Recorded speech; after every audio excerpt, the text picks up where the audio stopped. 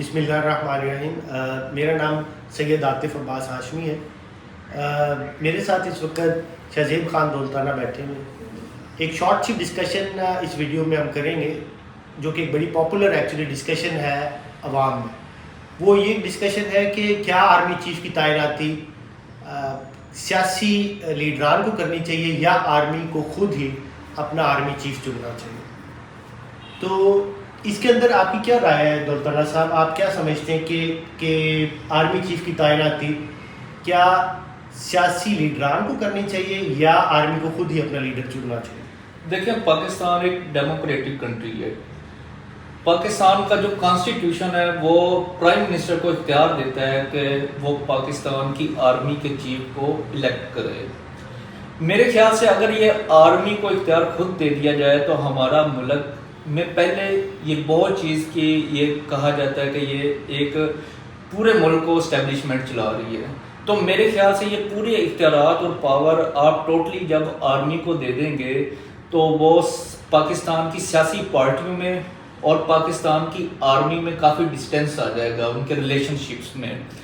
تو جب آپ دیکھیں 99 میں بھی جب مشرف صاحب کا ایک سارا واقعہ بنا، ایک سینیریو بنا، اس میں بھی چند جرنیل پرائم منسٹر کے اختیار کے ساتھ انہوں نے قربت حاصل کرنے کے لیے، لیکن ایک ریلیشن شپ رہا نا، تب بھی یہ تھا کہ ایک پولیٹیکل اپوائنٹمنٹ ہوگی۔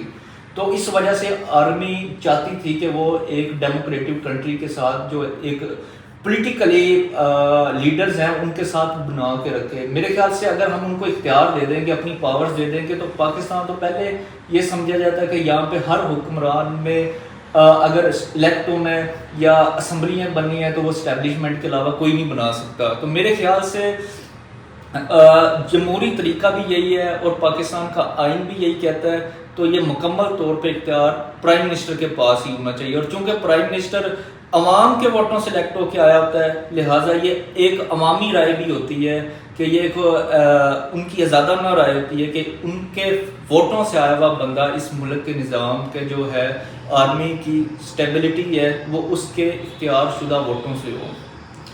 اس کے اندر دولتانہ صاحب میری آپ سے بالکل ہی کانٹرڈکٹری رائے۔ میں سمجھتا ہوں کہ آرمی کا ادارہ بالکل ہی غیر سیاسی ہونا چاہیے۔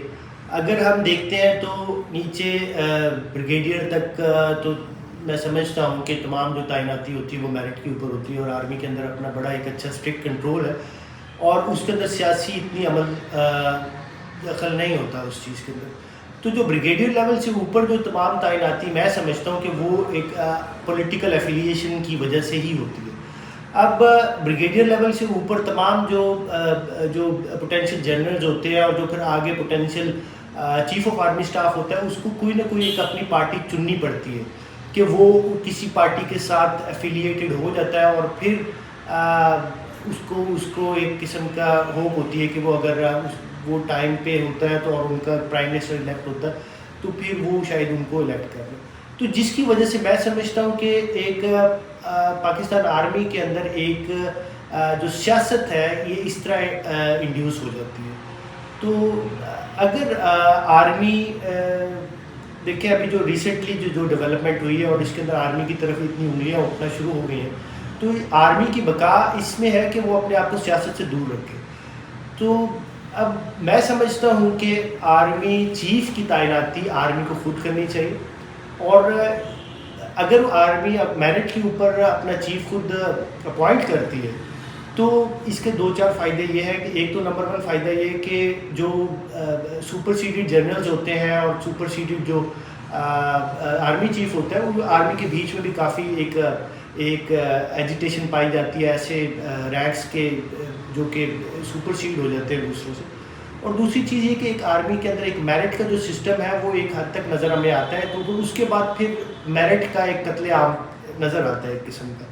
تو آرمی نے اگر ایز اے ادارہ اگر اپنے آپ کو مضبوط رکھنا ہے تو وہ اپنے آپ کو سیاست سے دور رکھے اور اپنے اندر ایک ایسا سسٹم پیدا کرے کہ وہ اپنا جنرل، اپنا جو کمانڈر ہے، جو اپنا چیف آف آرمی سٹاف ہے، وہ خود سے اپوائنٹ کرے۔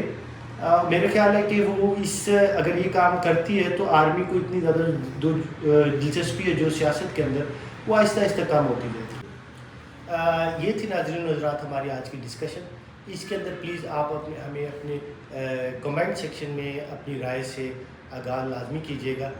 یہ ہماری ذاتی رائے ہے، نہ ہم کسی ادارے کو ریپرزینٹ کر رہے ہیں، یہ ایک عام سی جنرل ڈسکشن تھی. Thank you very much.